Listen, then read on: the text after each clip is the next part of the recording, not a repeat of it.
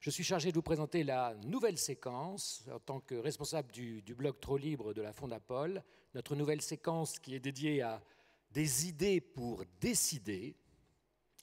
Et en fait, je crois que cette séquence est unie par une grande idée qui ne vous surprendra guère, l'idée de liberté qui va être déclinée sur bien des modes. Et je dirais même davantage encore l'idée de libération. Et avec un peu de chance, nous allons assister dans quelques minutes à un miracle, peut-être grâce à Jean-Marc Daniel, qui est juste là et qui arrive, professeur à l'ESCP. Peut-être nous allons assister à une libération fondamentale, celle de la dette française. Donc je crois que dans 10 minutes exactement, nous aurons, Jean-Marc Daniel, 1900 milliards, c'est ça ? Oui, ça évolue normalement. Il y a des compteurs qui la font évoluer toutes les 30 secondes, mais en fait, voilà, ça 1900 évolue, milliards de moins sur les épaules. Vous voyez, vous n'avez pas perdu votre temps. Et si vous voulez savoir plus en détail comment, Jean-Marc Daniel, parmi ses nombreux ouvrages et parmi ses nombreuses apparitions à C'est dans l'air, pour moi c'est un visage de C'est dans l'air, ses ouvrages sont aussi disponibles à la librairie, et notamment sa note pour la Fondapol, Comment réduire la dette publique. Je donne la parole tout de suite à notre invité. Merci. Alors, je vais vous parler effectivement à partir de la note que j'ai rédigée pour la Fondapol du problème de dette et plus généralement de cette situation dans laquelle nous vivons, qui est une situation qu'on nous décrit toujours de façon systématique comme étant une situation de crise.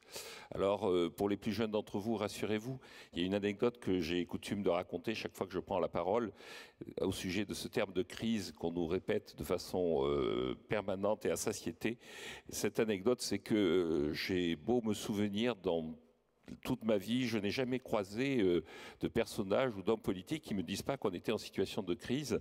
Le seul personnage qui m'a dit que ce n'était pas la crise, c'est le général de Gaulle, pour les vœux du 31 décembre 1967, où il avait conclu en disant « Je sens que l'année 1968 sera sereine ».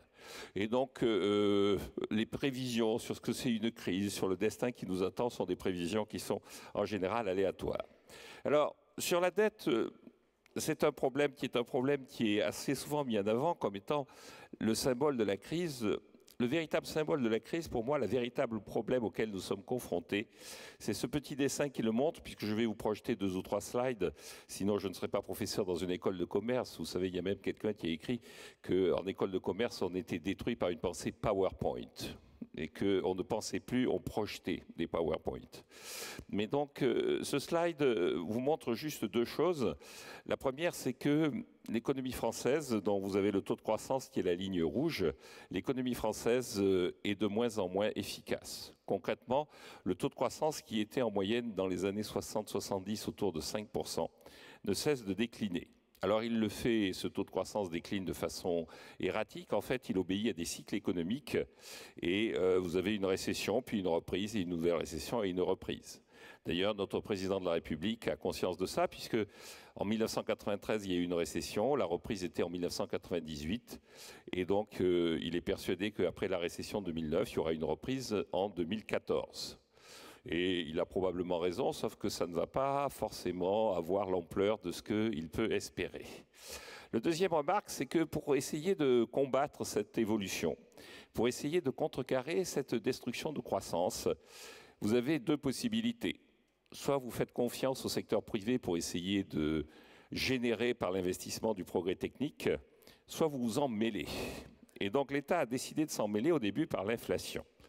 Vous avez la différence entre la courbe verte et la courbe rouge qui mesure cette inflation, jusqu'à ce qu'en France, dans les années 80, quelqu'un qui était le président Mitterrand décide de se débarrasser de l'inflation. Le problème, c'est que, s'étant débarrassé de l'inflation, on n'a toujours pas répondu à cette question angoissante, comment faire de la croissance potentielle. Je ne vais pas insister là-dessus. Vous voyez que la croissance potentielle s'érode un peu partout. Elle s'érode essentiellement d'ailleurs en Allemagne et au Japon, parce que ce sont des pays qui sont en train de vieillir. Notre modèle ne pourra pas venir de ces pays qui sont des pays qui vieillissent, mais ne viendra pas non plus des États-Unis, dont c'est la courbe rouge qui mesure la croissance potentielle et qui sont aussi en train de perdre la croissance potentielle. Notre croissance potentielle, elle viendra de nous-mêmes, si nous avons la capacité à faire les efforts indispensables pour la redresser. Alors, vous avez ici cette croissance potentielle. Vous apercevez que le pays qui a le plus de croissance potentielle, c'est la Slovaquie, parce que c'est un pays qui est en situation de rattrapage.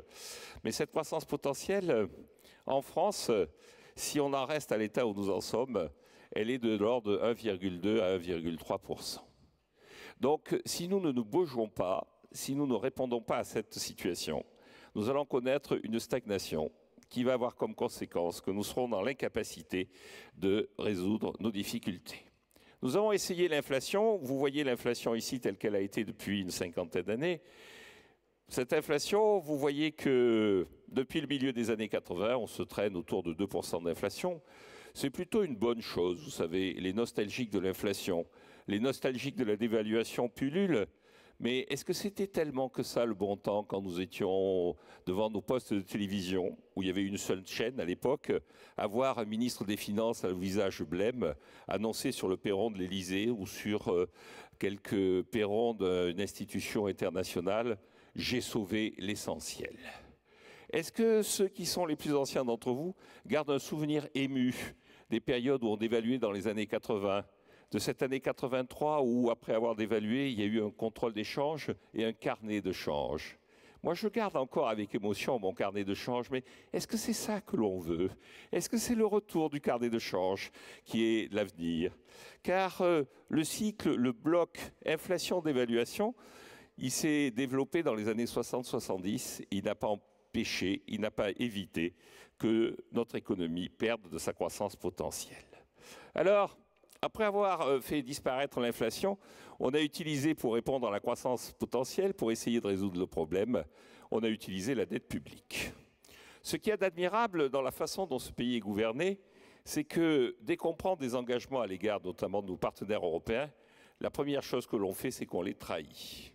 C'est-à-dire que après avoir essayé de jouer avec les Allemands autour de l'inflation dans les années 70, on a signé avec eux un traité en 1991 qui a été approuvé par le peuple français en 1992, qui annonçait solennellement qu'on ne ferait pas un déficit budgétaire supérieur à 3% du PIB. L'année d'après, le déficit budgétaire était à 6% du PIB.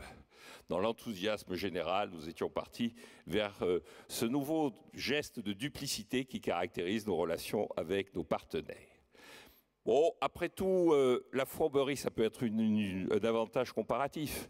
Vous savez, c'est ce que disait là aussi le général de Gaulle. Il disait, quand on regarde l'avantage qu'ont les Anglais par rapport aux autres, c'est leur duplicité.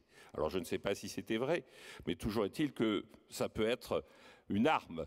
Finalement, comme le disait Palmerston, pour un peuple, pour un pays, il n'a pas d'amis, il n'a pas d'ennemis, il n'a que des intérêts. Alors faire de la dette, trahir notre parole, accumuler du déficit, ce serait intelligent si ça avait permis d'avoir de la croissance. Mais nous nous trouvons dans cette situation où nous avons de la dette, cette dette qui atteint maintenant les 100% du PIB pratiquement. Nous avons un déficit qui n'arrête pas de se creuser. Vous avez donc cette tendance naturelle au creusement du déficit et nous n'avons toujours pas de croissance. Alors, pour corriger ça, il y a deux pistes. La première piste, c'est d'accepter la logique européenne, c'est-à-dire pour une fois de cesser de mentir. Cesser de mentir, ça veut dire respecter le traité européen, ce traité qui s'appelle le TSCG. C'est très, très complexe d'ailleurs que personne ne comprend bien. Moi j'ai débattu un jour sur un écran de télévision, sur un plateau de télévision avec un député qui était férocement contre, et il appelait ça le TCSG. Alors je ne sais pas très bien ce qu'il avait lu, il n'était même pas capable de savoir pourquoi il était, contre quoi il était. Il était contre ça, il était férocement contre. Mais contre quoi? L'important, c'est de se donner comme règle fondamentale, selon ce traité, d'accepter un déficit budgétaire, mais un déficit budgétaire qui soit calé sur ce cycle. C'est-à-dire, si vraiment il y a une reprise l'année prochaine, il faudra nous débarrasser du déficit budgétaire. Alors, le cycle actuel, justement, si on le regarde, sa croissance potentielle est en train de s'éroder, 1,3% en volume, 2,5 à 3% en valeur, avec une situation dans laquelle nous sommes encore en situation de dégradation. Nous avons donc une croissance qui va arriver, mais cette croissance ne redressera pas notre croissance potentielle. Quand on regarde les efforts qui ont été faits jusqu'à présent, on peut considérer qu'effectivement, le président de la République, qui vient d'obtenir une forme de satisfecit de Bruxelles, a redressé la situation. Le déficit structurel, qui est la dernière colonne, s'est considérablement réduit et nous sommes payés pour le savoir, ou plus exactement, nous avons payé pour le savoir. C'est-à-dire nous avons abondamment payé sous forme d'impôts. Maintenant commence la phase d'après. C'est-à-dire qu'une fois qu'on aura réussi à réduire le déficit structurel, une fois qu'on aura achevé de matraquer le peuple avec des impôts, quand est-ce que nous allons faire une véritable politique de croissance? Alors pour faire une politique de croissance, je crois qu'il y a deux éléments clés.